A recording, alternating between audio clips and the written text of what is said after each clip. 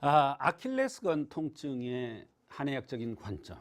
한의학에서는 어떤 관점에서 아킬레스건의 통증을 바라보고 치료하는지에 대한 이야기가 되겠습니다. 한냉입니다. 한냉이 뭐냐면 차다 이런 얘기예요. 차다. 차면은 어때요? 순환이 잘 안 되기 때문에 차는 거예요. 순환이 안 돼서 차는 거예요. 자, 찬 기운은 밑으로 갈까요? 위로 갈까요? 밑으로 갑니다. 더운 기운이 위로 올라가죠. 우리가 열받으면 다리에 열받을까요? 머리 쪽으로 열받을까요? 머리 쪽으로 열받습니다. 그래서 한냉이 아킬레스건의 통증의 원인이 되는 경우가 많습니다. 대개 어떤 사람이 한냉에 의해서 아킬레스건이 통증이 오느냐? 허벅지가 굵은 사람입니다. 엉덩이가 크고 허벅지가 굵은 사람입니다. 제가 웃기지 않은데 많이 웃으시네요. 허벅지가 굵다는 얘기는 순환이 안 된다는 뜻입니다. 또 스트레스에 의해서 허벅지가 굵어지는 사람도 있습니다. 여자들이 스트레스 받으면 다리가 붓습니다. 네. 그래서 차지 않은데 다리가 굵어지는 사람이 있어요. 근데 나중에는 결국은 한냉에 집니다. 스트레스에 의해서 다리가 부었다가 내렸다 부었다 내렸다 하면서 굵어지더라도 결국은 한냉에 의해서 병이 오더라. 그러면 한냉에 의해서 병이 오면 특징적인 게 뭐냐면요. 생리가 고르지가 않고 실제로 냉대화가 많습니다. 그런데 냉대화가 많은데 어떻게 냉대화가 나타나냐면 하열하듯이 까맣게 비칩니다. 생리 때가 아닌데. 그리고 냉의 색깔이 오색대화라고 해서 다양합니다. 대개 투명하게 나오는 경우도 있고 누렇게 나오는 경우도 있고 푸르게 나오는 경우도 있고 검붉게 나오는 경우도 있습니다. 이렇게 오색이 띠는 대화가 나옵니다. 그러면서 입술이 푸르고 생리통이 엄청 심하면서 자궁이나 난소에 혹이 생깁니다. 그래서 생리 때가 되면 생리 며칠 전서부터 몸이 몸살 난 것처럼 좋지 않습니다. 그러면서 아킬레스건에 통증이 오는데 한냉이라고 그랬어요. 한냉이라는 건 뭐냐? 부드럽지가 않으니까 어때요? 파열되는 경우가 많이 있습니다. 예. 조그만 충격에 의해도 파열되는 경우가 많이 있습니다. 그래서 염증이 오는 경우도 있지만 아킬레스건이 파열됐다. 이렇게 진단을 받고 오는 경우가 있는데 그런 경우에도 이 한냉을 치료해주면 아킬레스건의 통증이 없어집니다.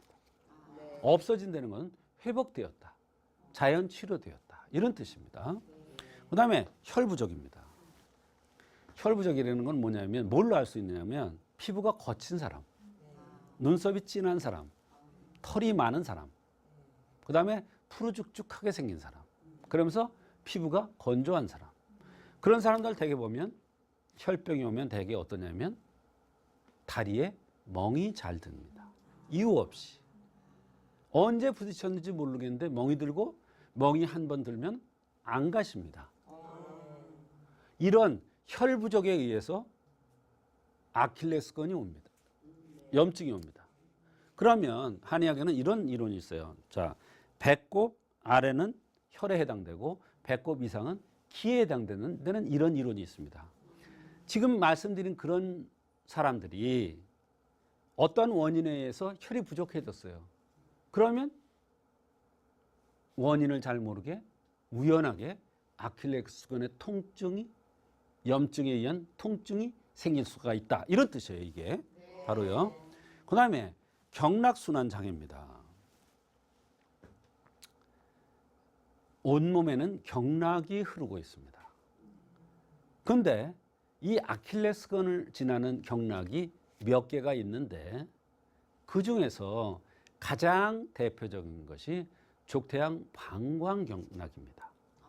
방광경락이 흐르는데 이 경락이 어떠한 원인에 의해서 순환장애가 오면 아킬레스건의 통증이 옵니다. 그러면 특징적인 게 있어요.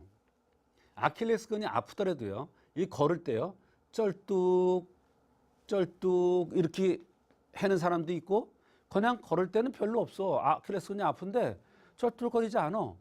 그런데 이렇게 쩔뚝 하면서 아킬레스건이 아픈 사람들은 경락순환장애에서 왔을 가능성이 많다. 그러면서 족태양 방광경을 따라서 통증이 나타나거나 불편함이 나타나요. 눈이 침침하거나 머리가 맑지 못하거나 뒷목이 뻣뻣하거나 어깨 축지가 아프거나 등살이 바르고 허리가 아프거나 뒷다리로 당기면서 아킬레스건까지 아파지는 이러한 경락을 따라서 여러 가지 증상들이 동반될 수가 있습니다.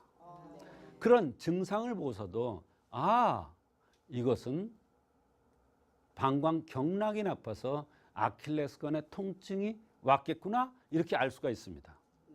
그런데 생긴 대로 병이 온다는 차원에서 생긴 모습을 보아서 족태양 방광경의 이상으로 아킬레스건이 나쁘다는 것을 알 수가 있는데 어떻게 생긴 사람이냐? 코가 살짝 들리고 눈꼬리가 들린 사람입니다. 요거를 태양형이라고 그러는데 태양형의 태양경락으로 병이 잘 나타납니다. 태양은 방광입니다. 그래서 실제로 오줌소태라든지 소변 실금이라든지 이러한 증상들이 동반되는 경우가 많습니다. 또 방광은 진액지부입니다. 그래서 진액이 고갈돼서 또는 물사마귀 같은 것들이 동반되는 경우가 있습니다. 특히 요 목 뒤에 물사마귀나 뾰루지 같은 게 나는 경우도 바로 방광경락이 순환이 안 돼서 오는 경우입니다. 이것과 더불어서 바로 아킬레스건이 아프면 바로 방광경락을 순환시켜주는 이러한 치료를 하면 대표적인 약이 마황자경탕이라는 약인데요. 이런 약을 쓰면은 바로 경락순환에 의한 아킬레스건의 통증이 치료될 수가 있는 것입니다. 또 비위에 운행장애가 있습니다. 우리가 소화가 안 될 때 팔다리에 힘이 없다고 그래요. 소화가 안 되면 배를 문질러 주기도 하지만 팔다리를 주물러 주면 소화가 되는 경우가 있습니다. 또 소화가 안 될 경우에 팔다리를 흔들면서 걸으면 바로 소화 기능이 좋아지는 경우가 있습니다. 그래서 항상 소화가 잘 안 되는 사람이 오면 식후에 반드시 산보를 하라는 이야기를 하는 것이 바로 사지 팔다리가 비위를 운행시켜 주기 때문에 그렇습니다. 그래서 비위가 운행장애에 의해서 아킬레스건이 아파오는 경우도 있습니다. 그럴 경우에는 소화도 안 되고 팔다리에 힘이 없고 손바닥이 열이 나면서 장단지에 쥐가 잘 나는 사람들이 많습니다. 더군다나 이런 사람들은 얼굴이 둥글럽작하게 생긴 사람들이 많습니다. 이런 사람들은 배고프면 잘 못 참고 식후에 더부룩하면서 밥 먹고 나면 코를 드르렁 걸면서 자는 사람들이 많습니다. 이러면 자꾸 살이 찔 수밖에 없고 이것에 의해서 아킬레스건의 통증이 나타날 수가 있습니다. 그래서 한의학적으로 아킬레스건의 통증은 이렇게 여러 가지 원인이 있는데 이런 원인들은 검사상에 나타날까요? 안 나타날까요? 안 나타납니다. 그러니까 원인을 잘 모르는 아킬레스건의 통증의 환자들은 한의학적으로 이런 관점에서 생각해서 치료를 하면 아킬레스건의 치료가 통증의 치료가 한의학적으로 잘 될 수가 있는 것입니다.